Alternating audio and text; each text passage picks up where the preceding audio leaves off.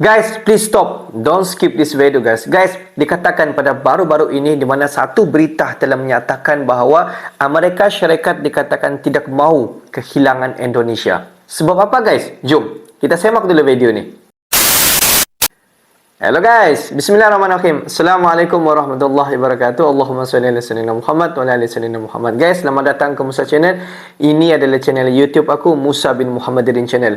Kepada subscriber, kepada viewer di luar sana yang baru sahaja masuk ke Musa Channel, jangan lupa berikan dukungan kalian kepada channel ini dengan klik button subscribe, like dan komen di bahagian komentar di bawah. Dan kepada subscriber, kepada viewer-viewer di luar sana yang selama ini telah pun memberi sokongan kepada Musa Channel, aku sentiasa mendoakan agar semua kalian di luar sana dipermudahkan segala urusan, diberikan kesihatan yang baik, dihindarkan, dijauhkan daripada segala malapetaka dan juga dihindarkan daripada segala fitnah akhir zaman, guys. Amin amin ya rabbal alamin.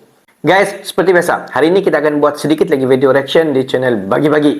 Dan kalau kita zoom sedikit kepada tajuk utama yang kita akan react hari ini, di mana dikatakan pada baru-baru ini daripada Amerika Syarikat sendiri telah menyatakan bahawa Amerika Syarikat tidak mahu kehilangan Indonesia.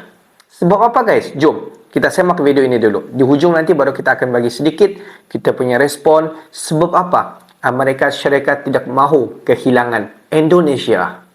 Amerika mata-matai luar biasa pada Pilpres 2024. Mata Amerika tertuju pada Prabowo. Amerika tak mau Indonesia berpaling dari mereka. Saya juga tidak memberikan toleransi kepada siapapun juga yang akan mengganggu keamanan, yang akan mengganggu proses-proses demokrasi, dan yang mengganggu persatuan negara yang amat kita cintai ini, terutama perusuh-perusuh. Kita tidak akan memberikan ruang.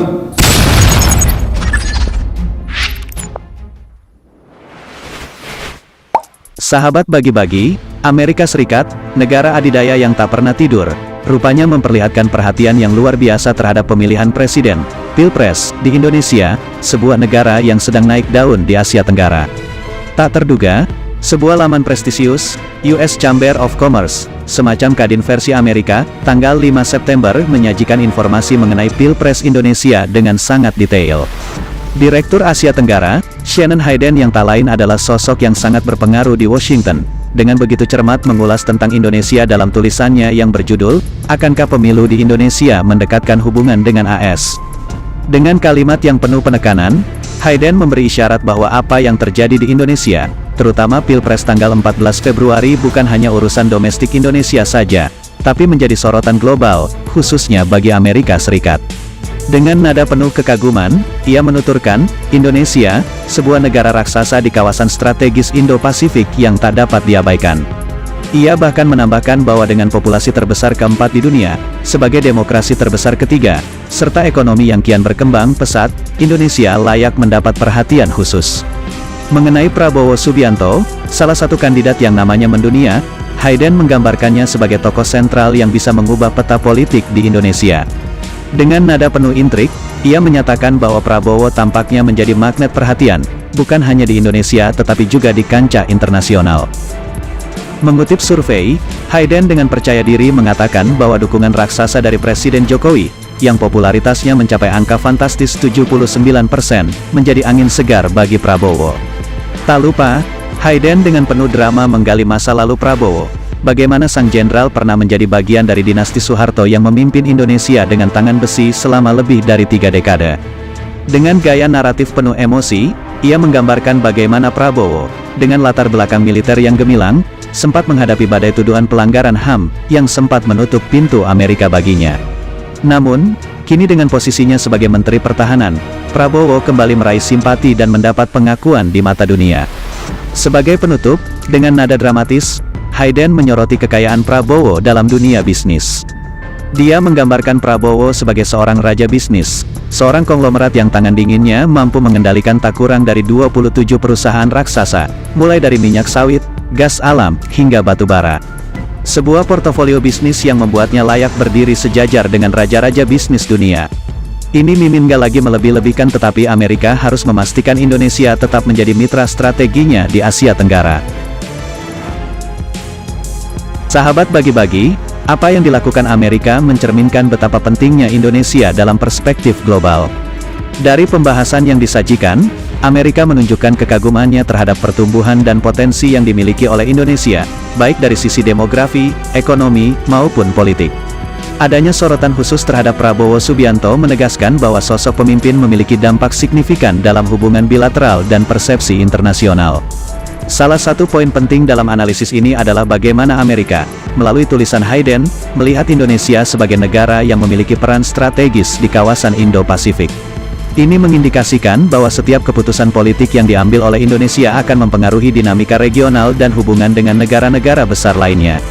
Selain itu, pembahasan mendalam mengenai Prabowo menunjukkan bahwa Amerika memahami kompleksitas sejarah dan dinamika politik di Indonesia. Mereka tak hanya melihat Prabowo sebagai kandidat presiden, tetapi juga memperhatikan latar belakang, tantangan, dan potensinya di masa depan. Ini mencerminkan betapa Amerika berusaha memahami konteks internal Indonesia untuk membangun hubungan yang lebih erat di masa depan. Terakhir, dengan menyoroti aspek bisnis Prabowo, artikel ini menggambarkan betapa pentingnya sektor ekonomi dalam diplomasi dan hubungan internasional. Kemampuan Prabowo dalam mengendalikan sejumlah perusahaan besar menunjukkan bahwa dia adalah sosok yang memiliki pengaruh tidak hanya di ranah politik, tetapi juga ekonomi. Ini bisa menjadi kunci dalam membangun kerjasama yang saling menguntungkan antara Indonesia dan Amerika di masa depan. Bagaimana menurut kalian? Yuk diskusikan di kolom komentar. Merdekalah kita seutuhnya, merdeka. Bahwa kita bersahabat dan kita berkawan. Memang kenyataannya seperti itu. Jadi kalau kita kadang-kadang bersaing, kadang-kadang saling mengkritik, itu tuntutan politik, itu tuntutan demokrasi. Demikian kan? Tetapi sesudah berkompetisi, sesudah bertarung dengan keras, kadang-kadang, tapi kita tetap dalam kerangka keluarga besar Republik Indonesia. Kita sama-sama anak bangsa, kita sama-sama patriot, kita sama-sama ingin berbuat terbaik untuk rakyat dan bangsa Indonesia. Ya. Jadi saya mengerti banyak yang mungkin masih emosional, dan kita mengerti banyak hal yang kita harus perbaiki. Tapi intinya adalah saya berpendapat bahwa antara pemimpin, kalau hubungannya baik, kita bisa saling mengingatkan. Kalau beliau mau ketemu saya, ya saya juga akan manfaatkan untuk menyampaikan hal-hal demi kebaikan bersama. Jadi saya ucapkan selamat bekerja.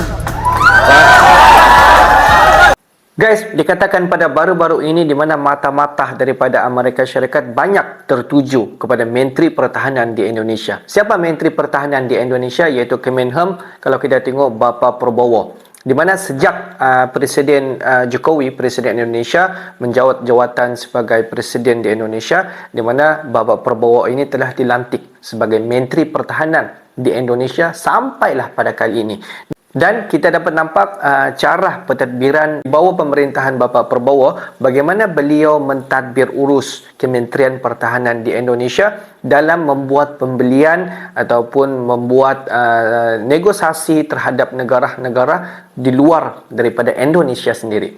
Sejak beliau menjawat jawatan sebagai Kemenham di Indonesia, tidak dapat dinafikan beliau banyak membuat negosiasi terhadap negara-negara besar seperti Amerika Syarikat, seperti Perancis, Korea Selatan, dan banyak negara-negara di luar daripada sana. Beliau berjaya untuk membuat jalinan kerjasama, tidak kiralah sama ada Indonesia membuat pembelian alutsista dan juga membuat TOT yang dibuat secara langsung di dalam Indonesia sendiri. Sejak pemerintahan Presiden Indonesia, Presiden Jokowi, semua tadbir urus di Indonesia tersusun dengan begitu rapi di dalam aspek ekonomi, perniagaan, militer, dan banyak aspek-aspek yang lain.